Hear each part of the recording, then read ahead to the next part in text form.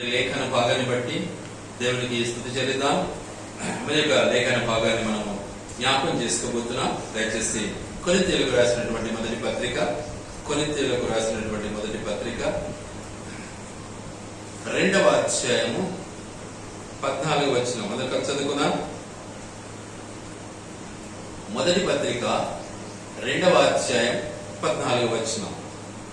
ప్రకృతి సంబంధి అయిన మనుష్యుడు దేవుని ఆత్మ విషయములను అంగీకరింపడు, అవి అతనికి వెర్రితనముగా ఉన్నవి. అవి ఆత్మానుభవము చేతనే వివేచింపతగును గనుక అతడు వాటిని గ్రహింపజాలడు. బాగా ఆలోచించాలి మాటలు. దేవుడు మనతో మాట్లాడుతున్నటువంటి మాట.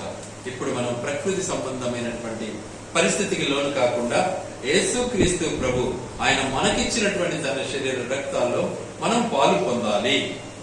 సో ప్రకృతి సంబంధంగా మనం బ్రతికి ఆయన శరీరంలో పాలు పొందితే మనకు శాపమే గాని ఇక మనకు ఆశీర్వాదం అనేది దొరకదు. కాబట్టి యేసు ప్రభు మనతో మాట్లాడుతున్నటువంటి మాట, ప్రకృతి సంబంధి అయిన మనుషుడు దేవుని ఆత్మ విషయములను అంగీకరింపడు. బాగా ఆలోచించుకోవాలి మనం. నేను ఇంతకు శరీర సంబంధమైన విషయాలు మీకు బోధిస్తానా లేక ఆత్మ సంబంధమైన విషయాలు బోధిస్తానా? మీరు ఒక్కసారి ఆలోచించుకోండి. మరి శరీర సంబంధమైన విషయాలైతే నాకు అవసరం లే.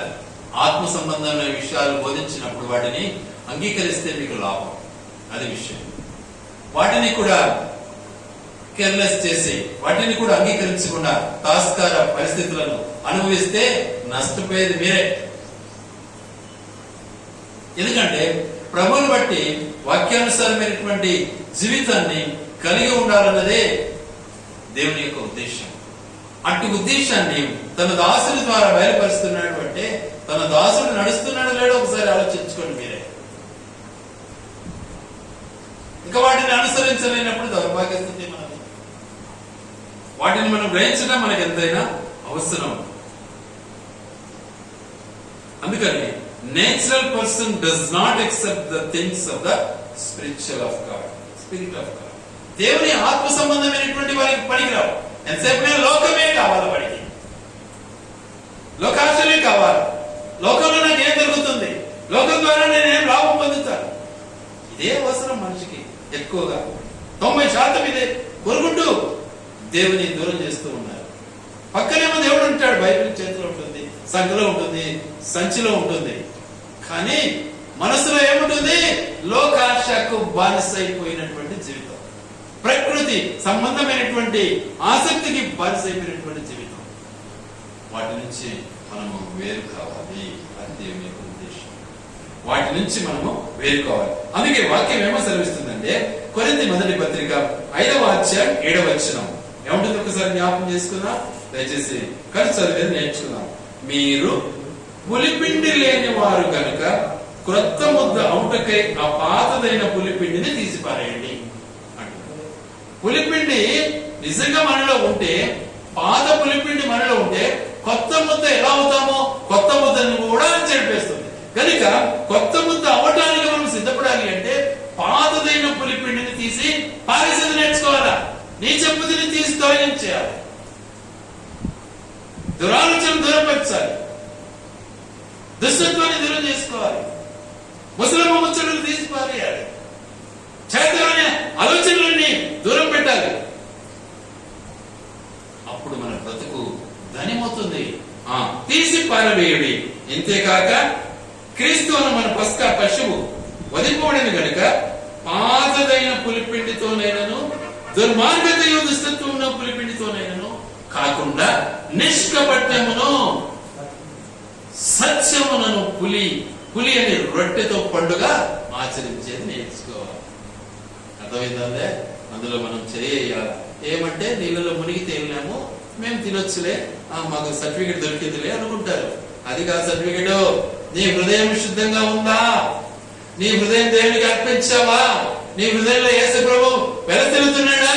నీ హృదయంలో యేసు ప్రభు కార్యం జరుగుతుందా? యేసు ప్రభు కొరకు నువ్వు ప్రయాసపడుతున్నావా? యేసు ప్రభు ఆజ్ఞను నువ్వు పాటిస్తున్నావా? పులిపిండి ఉందా లేకపోతే పులి పిండి లేనిదై జీవిస్తున్నావా? పరిశుద్ధమైనటువంటి జీవితంలో జీవిస్తున్నావా? పరీక్షించు. అది నీ జీవితంలో అవసరం. అది లేకుండా నువ్వు అందులో పాలు పొందితే పాపం తప్ప, శాపం తప్ప, నరకం తప్ప పరలోకం నీకు రాదు. సున్నా. గనుక ప్రభువులో మనం కొనసాగు నిమిత్తమే మనం చేయవలసినటువంటి గొప్ప ఆధిక్యమైనటువంటి పరిస్థితి. దుర్మార్గత అనేది ఒక పులిపిండే, దుష్టత్వం అనేది ఒక పులిపిండే, దురాశ అనేది ఒక పులిపిండే, ఈర్ష్య అనేది ఒక పులిపిండే, కామ వికారాలు అనేవి పులిపిండే, వేరే శరీర కార్యాలని పులిపిండితో సమానమే. కాబట్టి ఆ పులిపిండిని తీసి పారేసావా? వాటి నుంచి దూరం అయ్యావా? అవి నీలో ఉన్నట్లయితే పరిశుద్ధమైనటువంటి తన యొక్క శరీర రక్తాలు పాలు పొందటానికి నీకు అర్హత లేదు, లేదు, లేదు.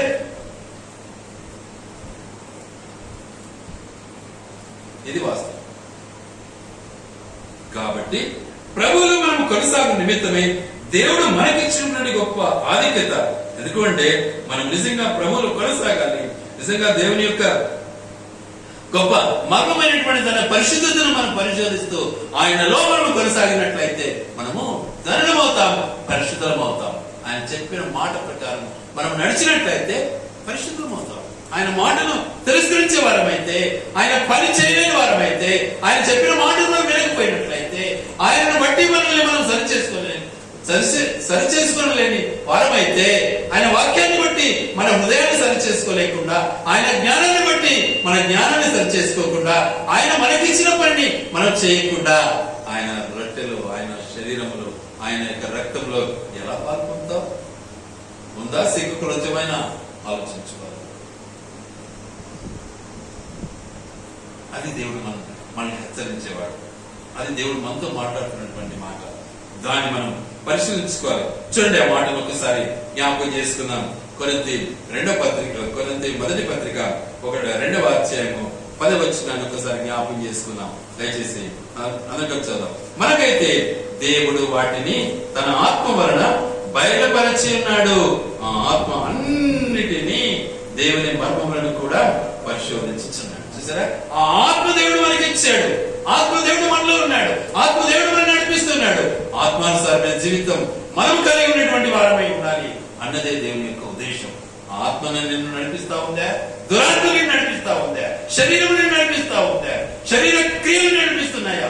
సైతానుకు లోబడి జీవిస్తున్నామని ఒకసారి ఆలోచించుకో. అది దేవుడు నిన్ను అడుగుతున్నాడు. ఎందుకంటే ఆయన శరీరం పాలు పొందాలి. ఆలోచించు ఒకసారి. కాబట్టి ప్రభువులో మనం కొనసాగు నిమిత్తమే నిజంగా ప్రభు కొరకు మనం జీవించేవారముగా నిజంగా లోకమంతా కూడా ఆయన చేసిన గొప్ప అద్భుతమైనటువంటి ఆ శిలువ యాగము ప్రపంచానికి అంత కనిపించేసి, ప్రపంచానికి ఈడు వాడు అనకుండా, ఈ కులం ఆ కులం అనకుండా, ఈ జాతి ఆ జాతి అనకుండా, ప్రపంచము ఈ భాష ఆ భాష అనకుండా, ఈ రాష్ట్రం ఆ రాష్ట్రం అనకుండా, ఈ దేశం ఆ దేశం అనకుండా, నల్లోడు తెల్లోడు అనకుండా, వీడు వాడు వాడు వాడు అనకుండా ప్రతి ఒక్కరికి కనుగొప్పించింది. కాబట్టి ప్రియులారా, ఈ సత్యాన్ని ఎరగాలని చెప్పి దేవుని వాక్యం సెలవిస్తా ఉంది. అందుకే అపోస్తలుడైనటువంటి పౌలు రోమీయులకు రాసినటువంటి పత్రిక 8వ అధ్యాయము 22వ వచనము చదువుకున్నాం. 22వ వచనము చదువుకున్నాం. సృష్టి యావత్తు ఇది వరకు ఏకగ్రీవముగా మలుచు ప్రసవేనపడుచున్నదని ఎరుగుదుము. సృష్టి యావత్తు ఏకగ్రీవముగా ఏమైతా ఉంది? మూలుగుతా ఉంది. సృష్టి యావత్తు చెట్లు మూలుగుతున్నాయి, తర్వాత రకరకాల జంతువులు మూలుగుతున్నాయి, పక్షులు మూలుగుతున్నాయి, మనుషులు మూలుగుతున్నారు. మొత్తం నువ్వెక్కడున్నా? ఎక్కడున్నావు? ఒకసారి ఆలోచించు. నీలో మనుగుడు ఉందా? లేకపోతే సంపాదించుకో. లేకపోతే అర్హత నీకు ఉండదు రాజ్యంలో ప్రవేశించడానికి. ఇది నువ్వు సంపాదించుకోవాలి. నీ శరీరమే గొప్పదనుకున్నట్లయితే నువ్వు ఆత్మను సంపాదించుకోలేవు. నీ లోకమే నీకు గొప్పది అనుకుంటే పరలోకం నీకు రాదు. సున్నా.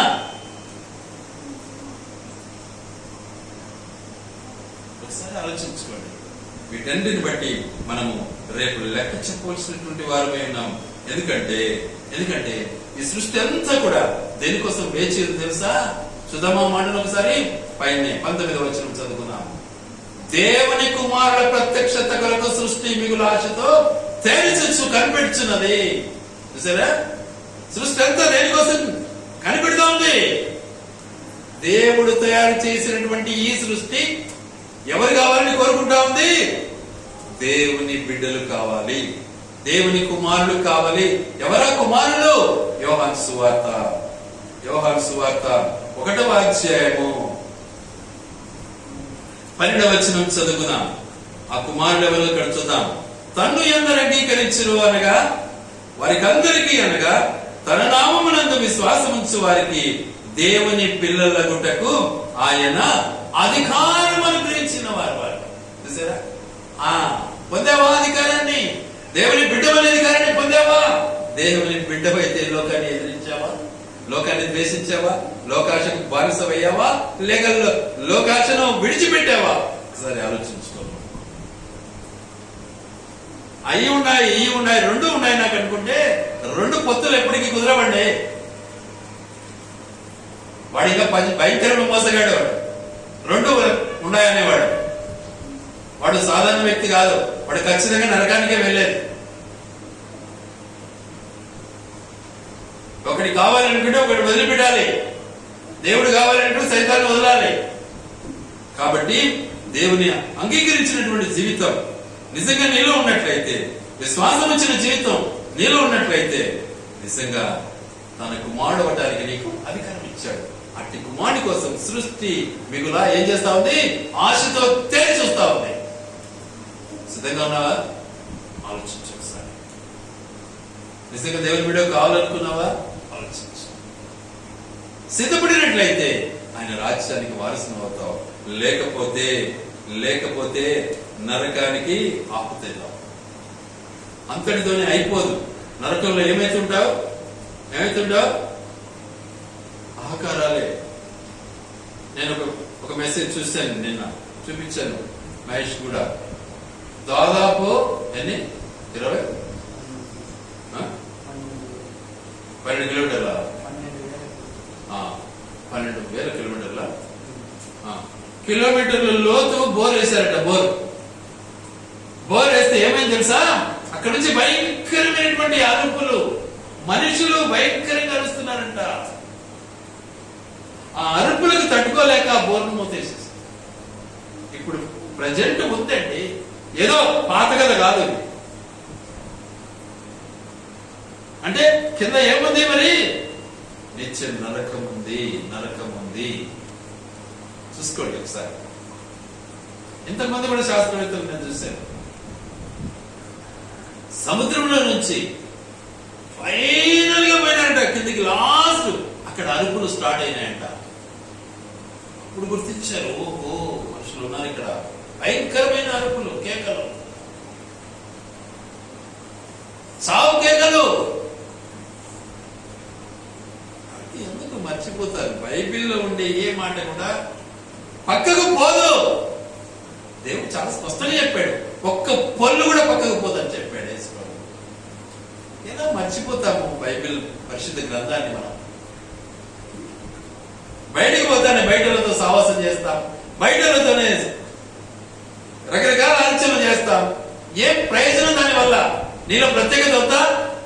వాళ్ళు నువ్వు కలిసిపోతే నువ్వు క్రైస్తవులు కాదు.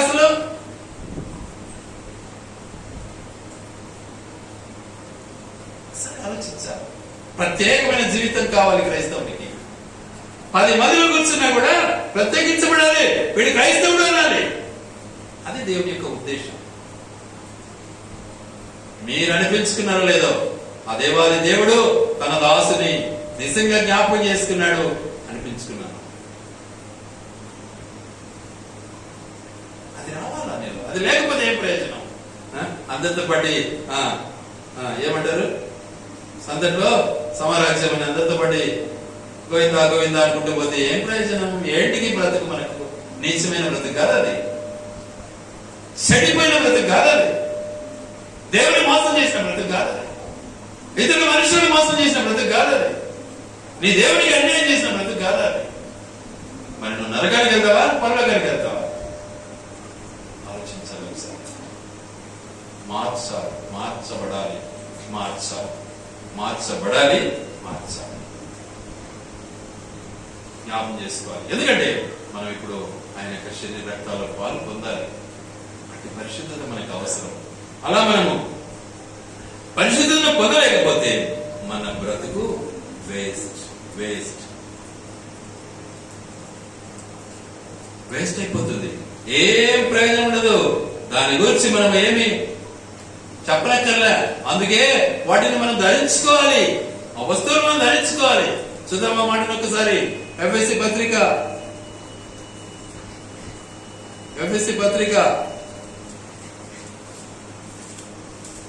6వ అధ్యాయం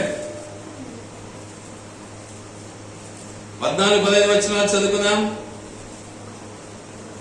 దేవుడిచ్చు సర్వాంగ కవచమును ధరించుకొనుడి. ఏం ధరించుకోవాలా? దేవుడు మనకిచ్చిన సర్వాంగ కవచము అంటే ఏంటండి? ఏంటిది అది? సర్వాంగ కవచం. పైనుంచి కింది దాకా ఒకటే అంగి అంట. ఏంటది? తెల్లటంగా? తెల్లటంగి కాదు.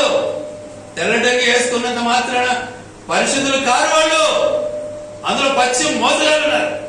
సందేహం లేకుండా చెప్తున్నా. తల మీద నుంచి అరికాల వరకు నీలో ఏం కావాలి? సర్వాంగ కవచము, పరిశుద్ధతతో నింపబడాలి. అది దేవుడు ఇచ్చినటువంటి ఆధిక్యత. అందుకే కీర్తనకారుడు ఆ మాట అంటాడు. చూడండి దయచేసి 133.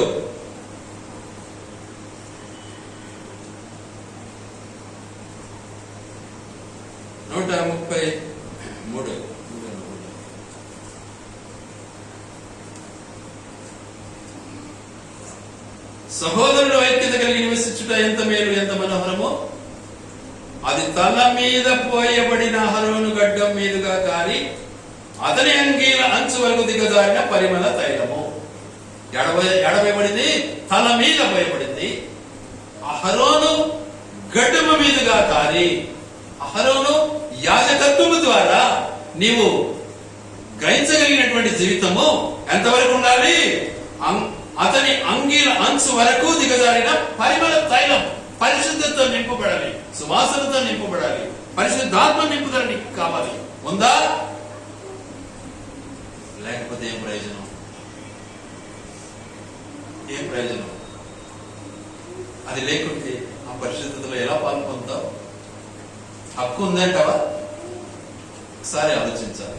కనుక అట్టి పరిశుద్ధతను మనము పొందిన వారమైతే మనము ధన్యులమవుతాము.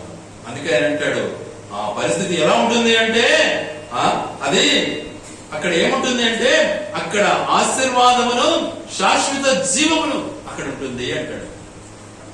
ఆ సర్వాంగ కవచాన్ని నువ్వు ధరించుకున్నట్లయితే నీ జీవితము అలా మార్చబడుతుంది అంటాడు. తర్వాత ఇంకేమంటున్నాడు?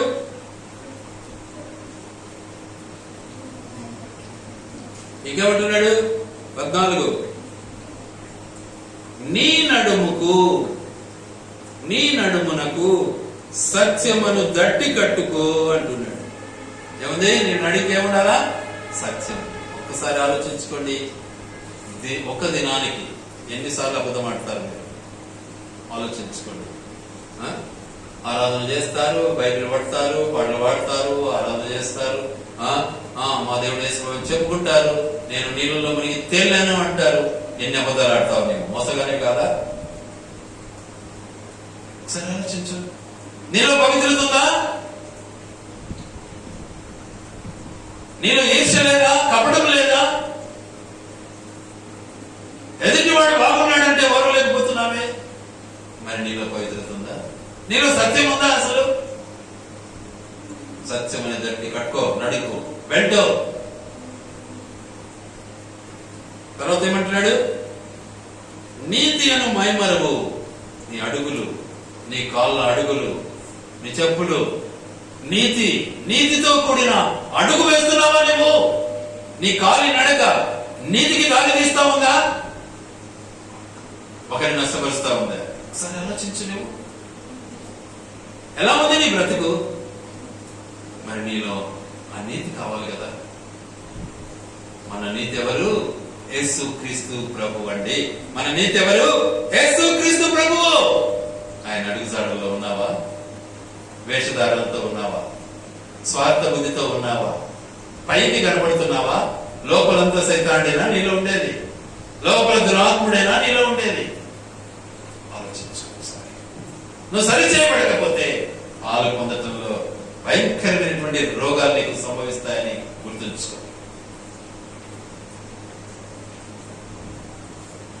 ఇది వాస్తవం, 100%. చాలా క్లియర్ గా వాక్యం సెలవిచ్చింది. అవి పాటించకుండా నువ్వు తిని తాగినట్లయితే ఏమైపోతావు? నువ్వు రోగగ్రస్తునివి అయిపోతావు అనింది వాక్యం. కొరింథీ 1:11. కాబట్టి తన్ను తాను పరీక్షించుకో అంటున్నాడు దేవుడు. ఏం చేయాలి మరి? మనం పరీక్షించుకోవడం నేర్చుకోవాలి. నేను తప్పు చేస్తున్నానా? నేను పొరపాటు చేస్తున్నానా?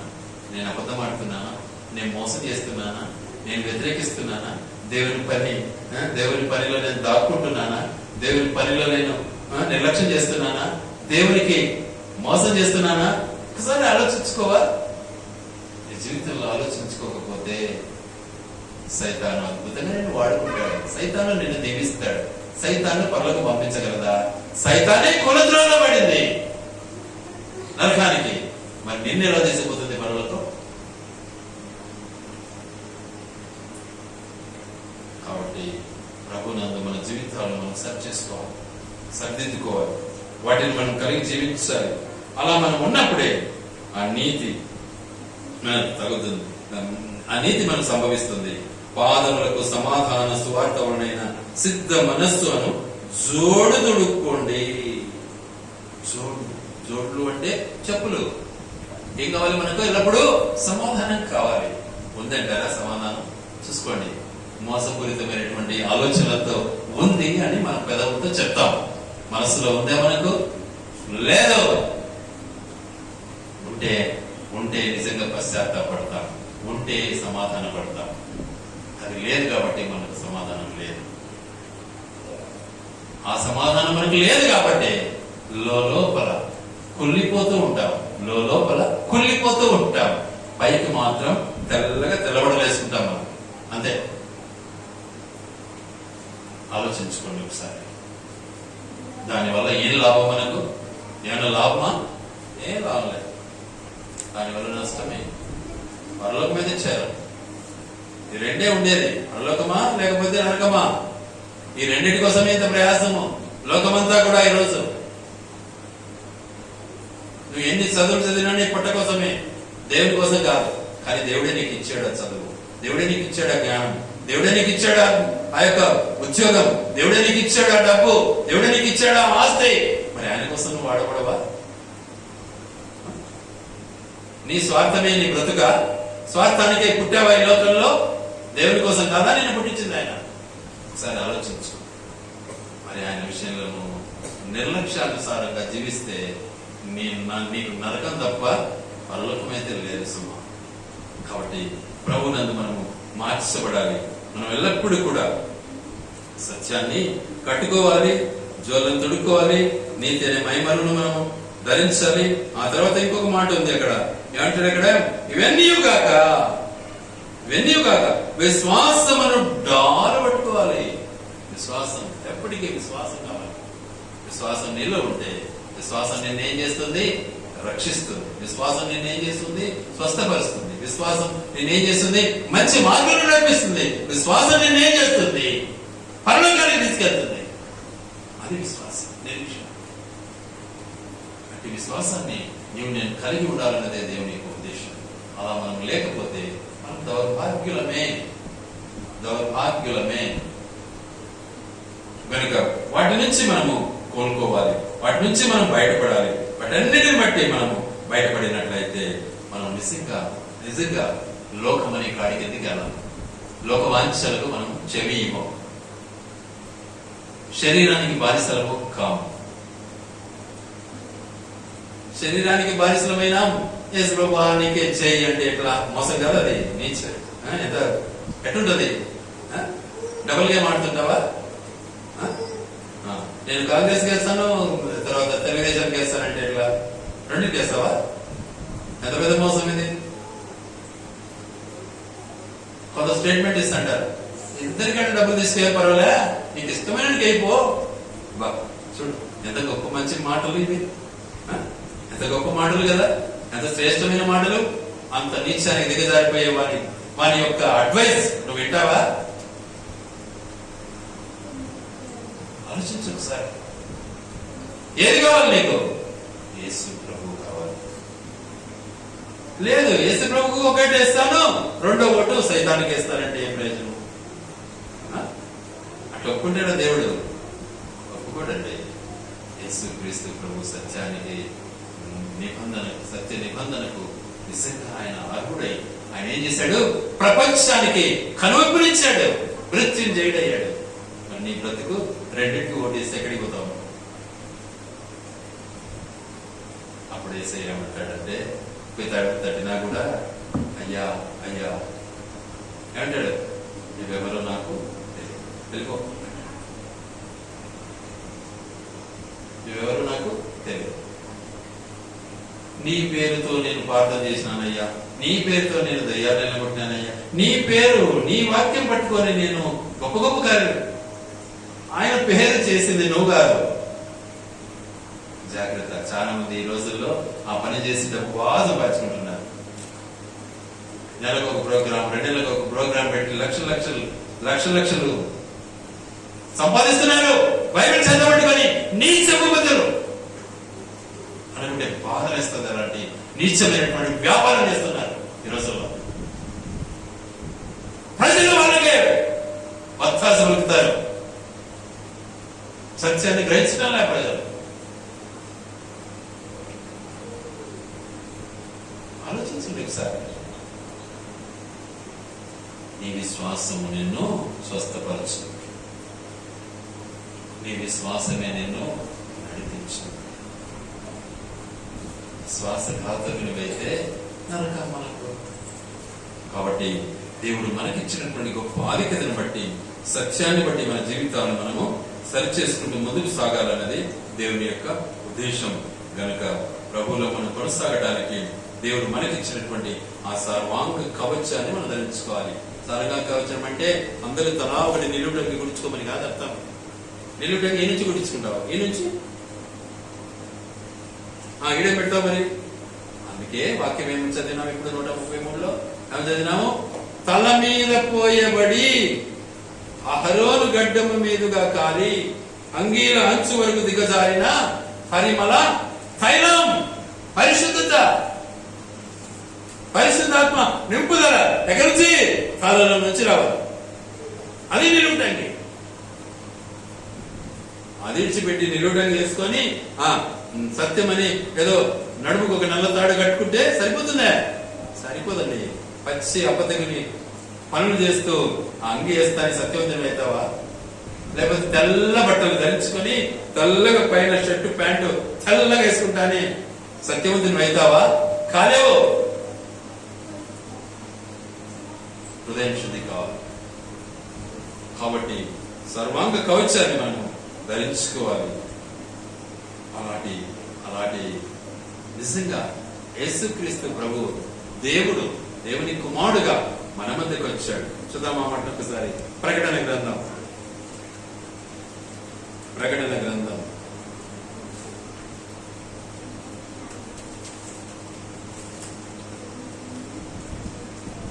1వ అధ్యాయం. ప్రకటన గ్రంథం 1వ అధ్యాయం 13వ వచనం అందరూ చదువుకుందాం, ముగిద్దాం. 13వ అధ్యాయము ప్రకటన గ్రంథం 1వ అధ్యాయం 13వ వచనం. 7 సువర్ణ దీపస్తంభములను, ఆ దీపస్తంభముల మధ్యను మనుష్య కుమారుని పోలిన ఒకరిని చూచితిని. ఆయన తన పాదముల మట్టునకు దిగుచున్న వస్త్రము ధరించుకొని రొమ్మునకు బంగారు దట్టి కట్టుకుని ఉండెను. ఆయన తలయు తల వెంట్రుకలను తెల్లని ఉన్నిని పోలినవై హిమమంత ధవలముగా ఉండెను. ఆయన నేత్రములు అగ్ని జ్వాలల వలె ఉండెను. ఆయన పాదములు కొలిమిలో పుటము వేయబడి మెరచున్న అపరంజితో సమానమై ఉండెను. ఆయన కంఠస్వరము విస్తార జల ప్రవాహముల ధ్వని వలె ఉండెను. ఎట్లుంటాయి? సత్యాన్ని నువ్వు పాటిస్తే, దేవుని బిడ్డగా ఉంటే నీ మాటలు ఎలా ఉంటాయి? కత్తి. ఎవరికి తల ఉంచవు. అర్థమైందా? యేసు ప్రభువు అలా ఉంటాడు. నువ్వు ఎలా ఉన్నావు? ఇది పోల్చుకోండి ఒకసారి. ఏమన్నా రోజన్నా కలుస్తుందేమో నీలో. చూసుకుందాం ఒకసారి. నువ్వు నిజంగా దేవుని బిడ్డవైతే. ఇంకెందుకు భయం చదివేది మనం పనిలాగా? ఏమంటే అందరికి చూపించుకోవడానికే మేము భక్తులమని. అందరికి కాదండి మనం చూపించుకోవాల్సింది. మనుషులను బట్టి అందరికి డబ్బింగ్ కొట్టే వాళ్ళు చాలా మంది ఉంటారు. కానీ క్యారెక్టర్ ప్రభుది కావాలి మనం. అర్థమైందే? గుణము యేసు ప్రభు గుణం కావాలి. ఊరికే వాడి చేసుకున్నాను నేనే చేసుకుంటా, వాడు ఇట్లుంటాడు నేను ఇట్లుంటా, వాడి స్టైల్ ఉంది నేను కాదు. అది కాదు. క్రీస్తు యొక్క సారూప్యం నీలో ఉందా? అది కావాలి. అప్పుడు నువ్వు ఆయన బిడవవుతావు. అప్పుడు ఆయన రాజ్యంలో నువ్వు ప్రవేశించడానికి అర్హునివైతావు. అప్పుడు నీకు నిజంగా ఆ సర్వాంగ కవచము అనేది దేవుడు నీకు ఇచ్చే గొప్ప బహుమానం. అది ఆ పరిశుద్ధత. అది ఆయన పరిశుద్ధుడు కనుక ఏమంటాడు పేతురు పత్రికలో? ఏమంటాడు ఆయన? నేను పరిశుద్ధుడను కనుక మీరును పరిశుద్ధులై ఉండుడి. సరే, కాబట్టి ఆయన పరిశుద్ధుడు, మనం పరిశుద్ధంగా ఉండాలి. ఆ మాటను మన జీవితంలో మనం నెరవేర్చబడి నిమిత్తమై దేవుడు మనకు బోధించే ఈ యొక్క రక్షణ కవచాన్ని మనము ధరించిన వారముగా, పరిశుద్ధతను అపేక్షించిన వారముగా, మనము నిజంగా ఏమంటారు సర్వంగ కవచాన్ని ధరించిన వారముగా, తల మీద పోయబడినటువంటి మరి అహరోను గడ్డ మీదుగా కారినటువంటి అంగిల అంచు వరకు దిగజారినటువంటి పరిమళ తైలమును, సువాసనతో కూడినటువంటి మన జీవితాన్ని ప్రభు కొరకు అర్పించుకుంటే ప్రభువులో పారివరం అవుతాం. అది లేకుండా సున్నా. అది లేకపోతే సున్నా. అప్పుడే మనం దేవుని బిడ్డలం. అప్పుడే పరలోక రాజ్యం మనకు. అర్థమైందే? పరలోక రాజ్యము పరలోకము అనేది చాలా వ్యత్యాసం ఉంది. మీరు ఒక ఆదివారం తప్ప లేదు కాబట్టి నేనేం బోధించలేకపోతున్నాను. చాలా మంది దాంట్లో పరలోకం అంటే ఒకటి, పరలోక రాజ్యం అంటే ఇంకొకటి. అది సరే.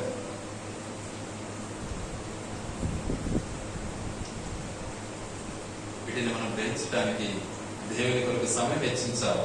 ఊరికి నేను రాదండి, ఊరికి నేను రమ్మంటే రాదు.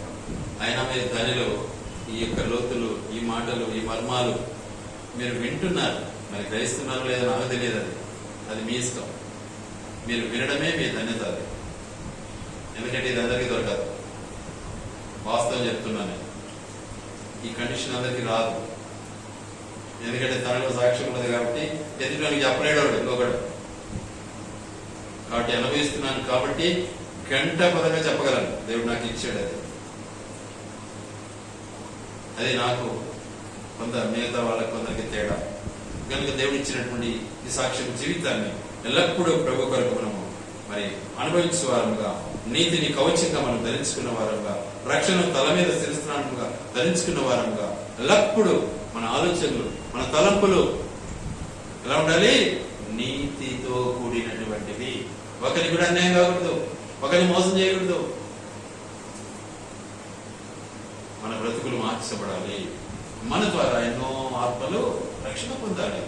యేసు ప్రభు ఒక్కడొచ్చాడు ఈ లోకానికి, లోకమంతా మార్చబడింది.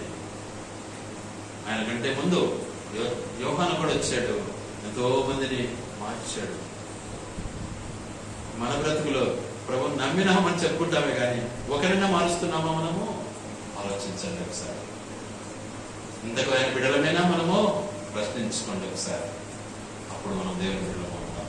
దేవుడి మాటలు ఆయన వెనుకలో దీవించి ఆశీర్వదించును గాక. ఆమేన్.